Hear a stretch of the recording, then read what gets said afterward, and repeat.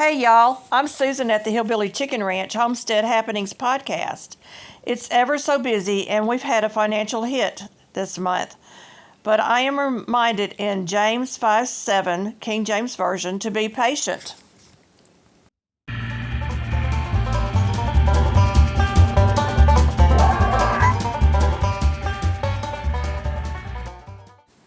Episode 27, the February Thaw and the Patient Homestead.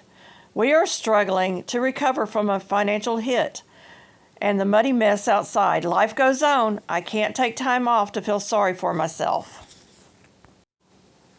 There's coffee, hot chocolate, and tea ready for you. Grab a cup of something warm and a comfy chair and blanket and settle in for some downtime to enjoy the season before the garden season begins. James 5:7.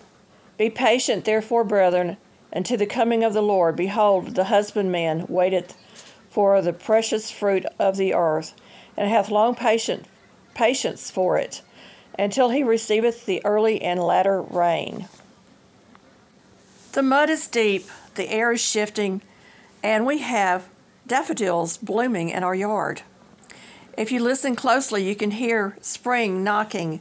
But before the chaos of spring planting season begins, we need to take a breath. Today we're checking on the Golden Years Purge, seeing how the blind duck is handling the thaw, and the beauty in the waiting season. If you're feeling the itch to start growing like me, but need a moment of peace first, pull up a chair. I'm checking in on our Golden Years Inventory. Our pantry has holes I need to can more meat and several varieties of beans, and I need to start planting my garden. Why do I can beans? Simply put, it makes for quick meals on busy days. Canning is time-consuming on the front end, but the satisfaction of not buying commercially canned goods is a blessing. I know exactly what I put into my glass canning jars, and using as much organically grown foods, I'm providing a healthy, nutritious choice. I know as I age that our tastes in foods have changed along with the dietary changes because of diabetes. We don't want to focus on what we can't have, but on what's available and what is the best choice for our health. By growing our own garden, we provide almost all of our vegetables for the year. That saves us money. And it is also giving us exercise, peace, and the pleasure of the growing season. I buy dry beans in bulk when I can. We buy most of our beans organically grown and dry. And we also buy store-bought dry beans. Most have been purchased at the discount grocery. We like a variety, so several types of beans and peas are put up dry and canned. We also buy from our local Amish community. As I age, I may not be able to put up as much food, or I may not need as much food on hand. But until I reach that point in life, I will continue to do what I can to provide for my husband and I. Canning brings me pleasure in knowing that my hands and hard work are providing good food for us to consume. There's no trips to the grocery store weekly. Less money spent, more savings. Gardening can lead to free food by saving your own seeds each year. It's easier to plan meals from. I can control the ingredients. Better quality and flavor. I'm practicing self-sufficiency. It reduces environmental impact. I'm avoiding BPA contamination. It prevents waste. It also makes great frugal gifts. By home canning, it gives me a variety in my diet. It saves time in the long run because a batch of canning you can provide for several meals or sides with each session. There's less sodium. Commercial canned items have way too much sodium. I control the amount of sugar and the type of sugar that goes into my products. It's convenience. MREs, meals in jars, homemade condiments. Jams and jellies are incredibly convenient, healthy, and fast. Nutritious. Home canned foods are picked fresh and canned soon after, and it retains most of the nutritional value. Easy way to stock your pantry. Doing home canning, I stock my pantry. It's fun. It can be a family involved event. The more hands make the work easier. Family time well spent. Canned with a memory of past generations, like grandmothers and mothers in the kitchen canning. Not to mention, it's delicious. I'm not consuming GMOs, pesticides, or artificial preservatives. It's great for prepper emergencies. No plastics. We can in glass jars. It's the seasonal rhythms of the earth to grow and preserve. It's a survival instinct, a food security. Pass the knowledge on to future generations by getting them involved. Honoring God with my hard work. Honoring my family, my mother and my grandmother. It fits into my lifestyle choices of being simple, frugal, intentional, and resourceful. I can take pleasure in seeing all of the jars lined up perfectly in a home canned pantry, all perfectly preserved. And if you come to my house, you'll get a tour, most likely. Our injured blind duck update. Our poor girl keeps bumping her head, and I think she's getting too much Drake love. But we have separated these two to be mates for life. Our Drake is blind in one eye, and he takes care of her. He will call her into the coop at night, guide her in the fenced area during the day, and he also leads her to food and water. We don't want to separate them. I'm thinking of Mother Goose's bonnet. You know, the Mother Goose stories with the little bonnet on the goose. And I need to come up with something to protect her head from mishaps.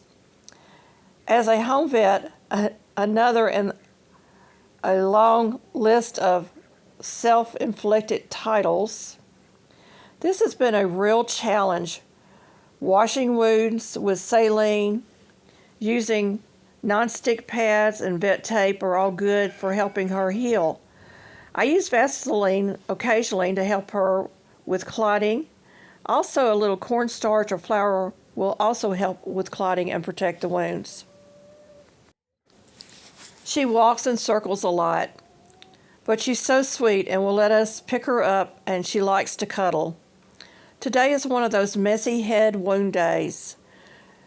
She began to lay eggs, for several months now. Not regularly, but we are pleased by her presenting us with a duck egg. And when she does lay one, we're so excited about that. We lost our buff Brahma Roo at the very end of the frigid cold snap. He had been sneezing a lot, and we thought he was over it. And then that cold snap brought on the cough with the sneezing. It was a sad day to find him gone. Remember the buff Brahma pair, they were too little to be out with the rest of our pastured chickens. The female Brahma now gets to go in and out of the duck pen at will, and she usually wants out during the day and back in at night. The flocks are sensing a change in the air too. We suddenly had more eggs with that frigid cold snap. The 30 new hens have really started to settle in, and they crowd around me for evening feedings, demanding their fair share. The turkeys are giving mating calls, and the toms are doing their mating dances. It's so fun to watch. The ducks are laying more too. This morning I had a broody duck on the nest. She wasn't happy with me for collecting eggs. One thing we don't need this year is more ducklings. We have approximately 30 ducks, 7 turkeys, and approximately 100 chickens. Last year we had to sell off some BB Red trios and extra turkey pairs. Too much of a good thing, right? Feeding this large number of birds has been expensive. During Snowmageddon, we went through 9 50-pound bags of food. That's 450 pounds of feed in 10 days. We were iced in. Plus, I was pulling vegetables from our freezers and thawing it, along with dry beans, rice, noodles, or oatmeal to cook up for them. Hubby spent his days in lockdown, trekking outside several times a day to feed them, check the water, and break the ice, collect eggs, and keep them from freezing. I'm slowly working through 13 years of clutter. It's hard to believe that we lived here that long, but with each purge brings more room for us to live in and thrive. It's been a slow process to get our home in order, but I will take any progress I can. The clean laundry is piled up in baskets waiting for me to get to them. It's a chore I don't like to put off, but laundry is always there and it can wait a little while. While decluttering, I found old family pictures. Boy, those brought back memories. One day I'll get them in photo albums. Maybe.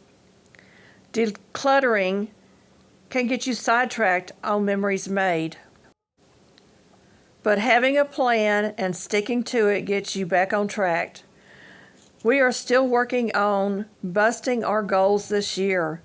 The financial slap in the face may slow our game plan down, but it won't stop us from completing what we can do. So this morning I'm slowing down a bit, taking a breather before I start another day on the Hillbilly Chicken Ranch. Sometimes it's good just to sit back and look around and see what you have already. We don't need fancy new gadgets to eat up our time or our space. We do need to take a personal breather, take inventory, change our plans if need be, in order to get a fresh perspective and the next burst of energy to get into our next project. The sink is full of dirty dishes and I'm hand washing more these days to save on electricity. The rooster crows outside, letting me know everything is okay. It's a pleasant farm sound. The dogs perk their ears a bit, alert to the rooster. My crochet project sits on my chair waiting for me to continue the next row. The room is silent because noise these days bothers me. I like a quiet house. I don't know about you, but spring can't get here fast enough. I'm ready for the throw rugs and the extra blankets to be put away. I'm ready to trade in our winter coats and clothing for lighter summer wear. Oh, that stack of sewing projects awaits me. When will I get to it? What will we have for supper tonight? I've got the meat thawing, and I just need to walk into the home pantry, my personal grocery store, for inspiration. There's been some work behind the scenes, more new playlists for your viewing pleasure. I've changed the way my Monday and Friday videos open, more interactive videos in the content of the description box. Our videos drop Monday and Friday. Tuesday is Homestead Happenings podcast. The third Thursday is our live stream, Front Porch Fellowship. More shorts, community tab posts, and members-only shorts. I hope you'll stick around for more as we walk through life's ups and downs together. Thank you for coming along on this journey called life. Be blessed and a blessing. Before we go, I thought I would share another thought with you in just a moment while we're relaxing and watching the chickens eating their feed.